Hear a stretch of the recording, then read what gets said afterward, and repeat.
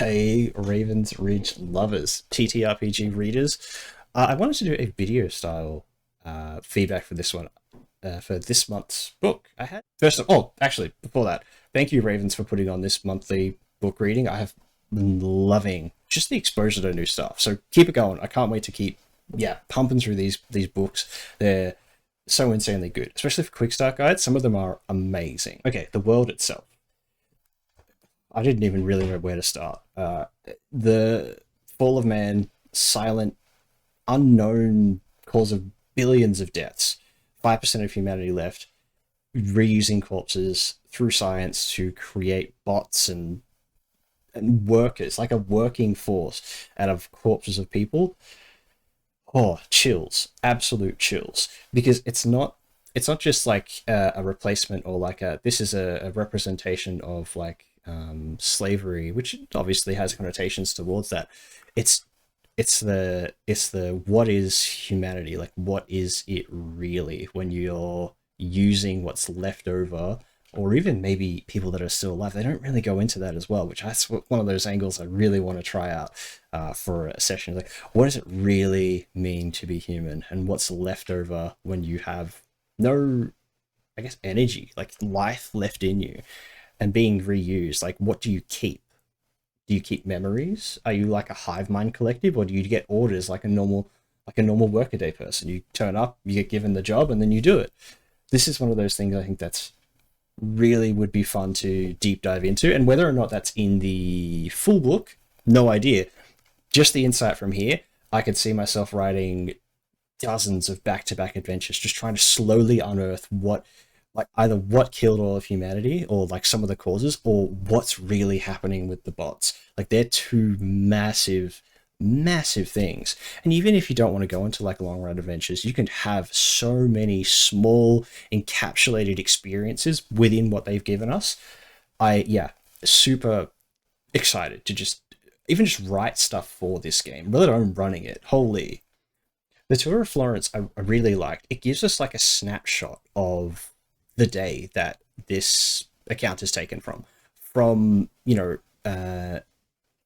the big citywide view of like um, cold afternoon, like talking about the environment, then also going to like street level where we have lamps. There's like talk of markets, the low amount of people, cargo constructs, like both living and dead people. So like it sets like the hubbub, the things that you're going to see when you're moving through scenes. And I think that's great for giving to a game master to fill in the gaps between the action scenes or things where play is required, where you're just trying to give people a feel for the environment. I think that this is a great example of how you can start to use the right kinds of language that they use to represent the the game that they have, the setting that they have. It's awesome. So highly, yeah, I think that more, I guess, not just generic high fantasy like D&D games could use stuff like this to really just give a GM or someone who's running a game or even playing a game, creating a character for this world. Stuff like this really helps sort of set that piece so you can get an understanding of like, what do I have to work with? And this is great.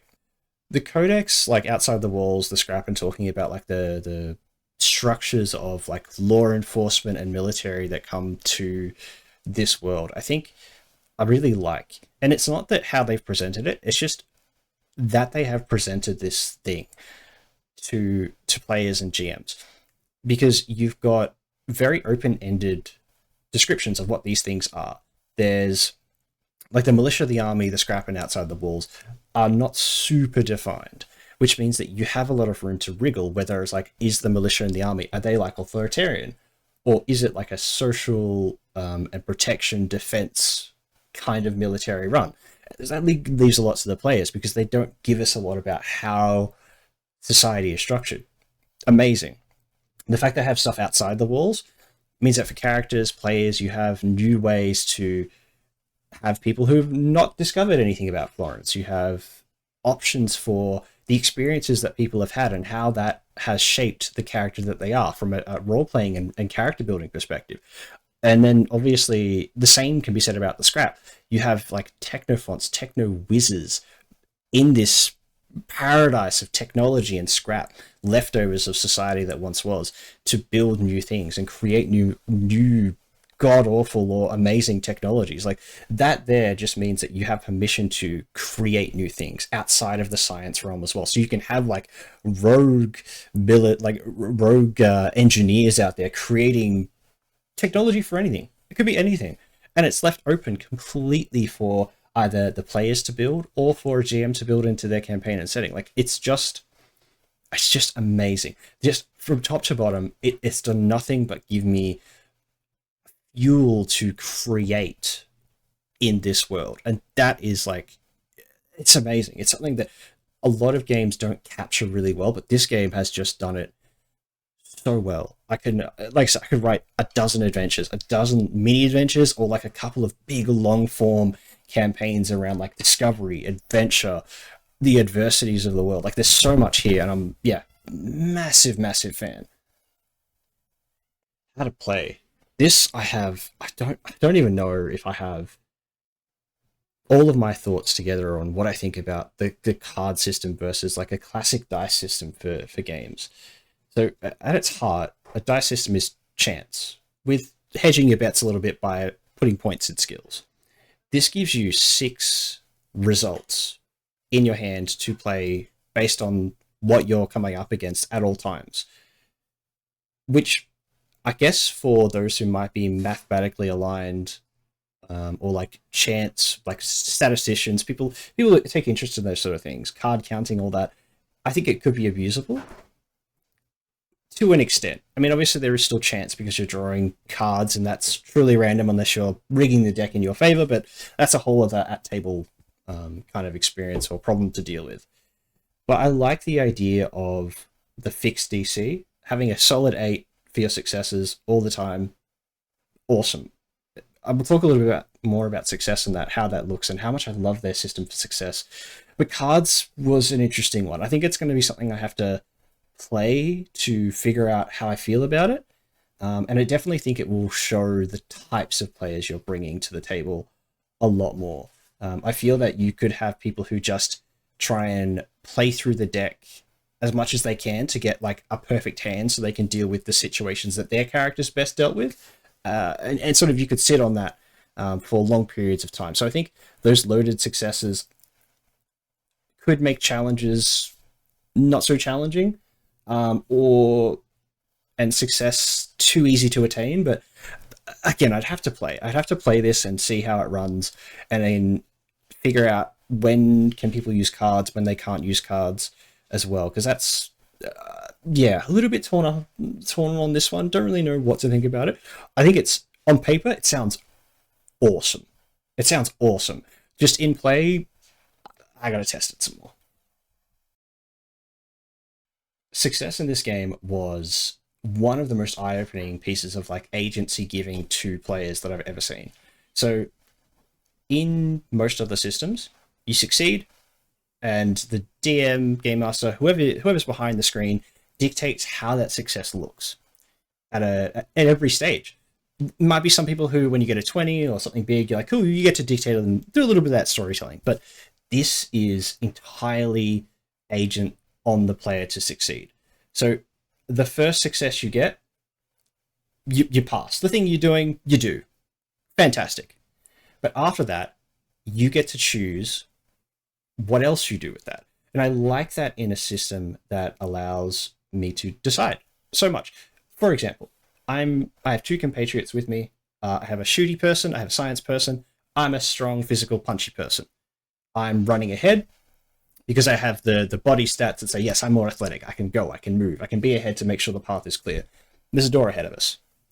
That door, as soon as I get to it, I know it's going to be, as soon as I take pressure off and unstick my hand from the door, it's going to close itself, because it's got an automated system to make sure that the door doesn't remain open. I can't trust my shooty and my sciencey person to be strong enough to get through that. I don't know. At the drop of a hat, I couldn't tell you whether that's enough. So I hold the door open, I get my success. Play 1 card, a diamond, and I have a success. Door's open. I could then look at my other options and like, cool, I want to extend or keep that persistent. So if I'm like, cool, I've played a diamond and I've got an 8, Awesome. I hold open the door and then I smash the mechanism that's trying to force it closed. Bam, I've got a persistent effect. I get to choose what that is. If I want an extension effect, I'm like, great. I hold open the door, I take my boot off, and I wedge it underneath. It's not a permanent effect because the second that my companions and I are through that door, that boot's coming out, that door's closing. So that potentially our assailants, people who are trying to take us out, they might not be able to get through the door. They might not be strong enough.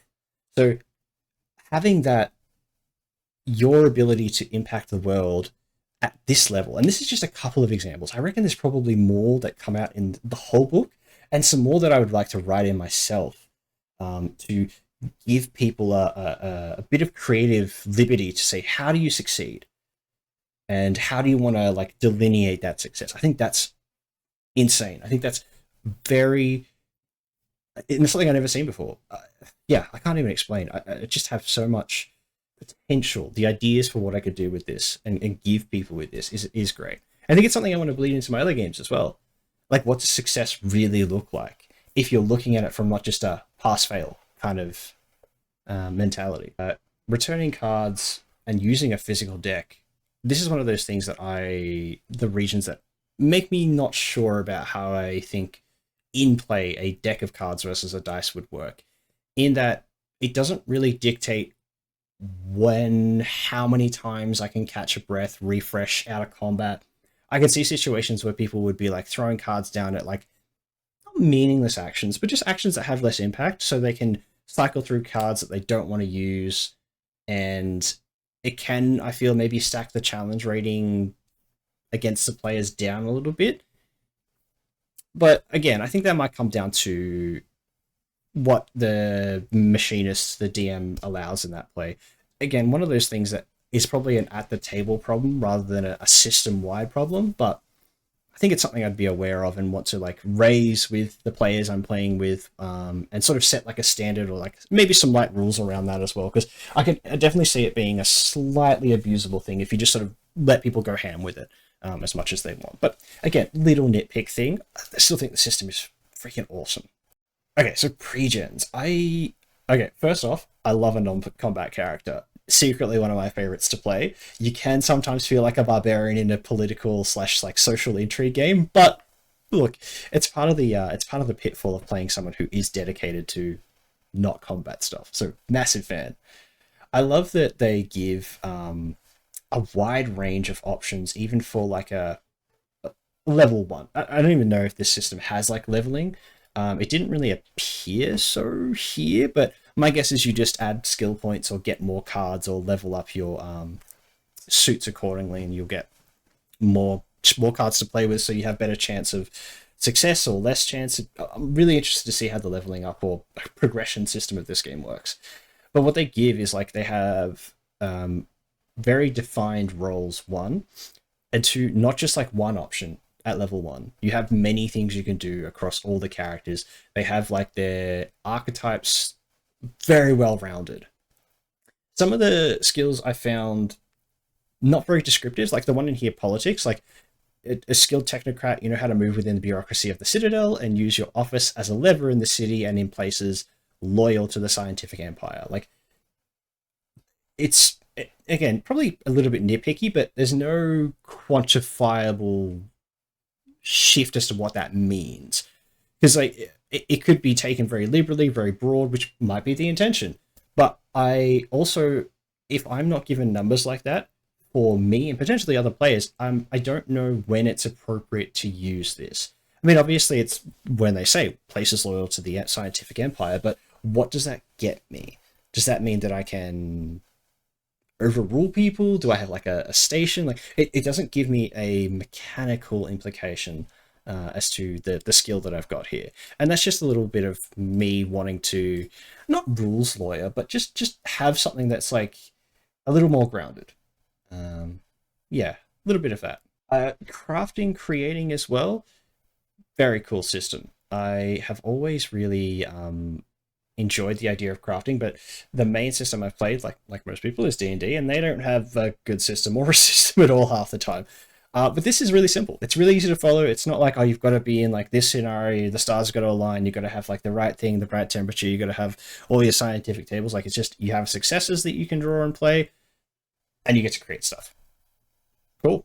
No real limit. They don't give you like, oh, it has to be like this weight, this height. It just lets you create stuff. Uh, I love it. I think it's great. I think it's one of the most simple and elegant solutions to it I've ever seen. And big fan. Big fan. You got your classic military man. I like it. It gives you a good insight as to like what the antagonists, if you're coming up against like the authority or the scientific community, their government, whatever you want to call it, like it gives you a good insight as to like how things are dealt with from a militaristic standpoint. Really good for setting the tone because you can use this as like an imprint to like throw onto just other people of authority that you have in this sphere and how they deal with these situations. Really good send like a trend to set when you're looking at a very I when I looked at Technosophist, not even sure how to pronounce it. I thought there might be crossover of like it to the engineer, but really nicely surprised to see that there is a very big distinction in creating tools and or like mechanical constructs to do the jobs for you rather than just creating weapons or creating equipment. I think tools versus equipment building is really nice. It means that you don't have someone that's just like the save, like be all and end all of creating stuff to help the party along. Having it to be like two completely different skills, really good. I think that's one of those shortcomings that I've seen in other crafting systems. A crafter feels like the godsend of every campaign, but having two distinct areas to go down, and even then, when you start looking at like the choices of like the jack and the queen and like the options for like successes that you have in the building and crafting systems here, yeah, massive fan. Drone spiders as well, big plus from me. And lastly, we have the Techno Paladin, which I know it's a technophont, but I couldn't see this and be like, it's a paladin. It's a paladin or a cleric where their god is the techno division of the Phalanxian army. Drinking the Kool-Aid, you got power armor, like it just cries to be that sort of like zealotous, full Kool-Aid drinking combat fighter who's just out there to do the good of the army and just, yeah, I couldn't see it any other way than being a paladin. The techno armor just makes it cooler, which, yeah, can't deny that. I'm a big fan. Yeah, and then we get to the end. There's some greater credits here. I think that the art styling, oh, it's just awesome. I can't wait to see more. Honestly, I did a little bit of googling to the art style that comes through the book, and I love it. I think it looks great. I'm super excited to hopefully design something to play in this world. For a quick start guide, phenomenal piece put together. There are a few things that were missing, like the conditions.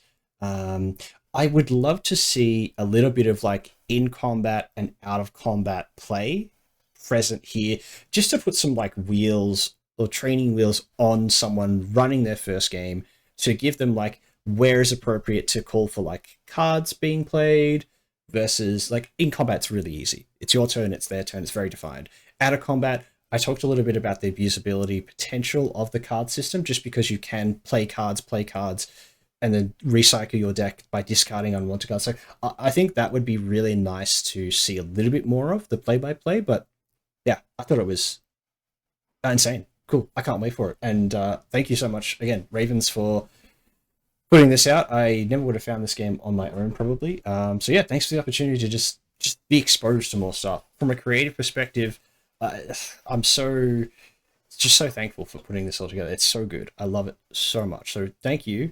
I hope you enjoyed.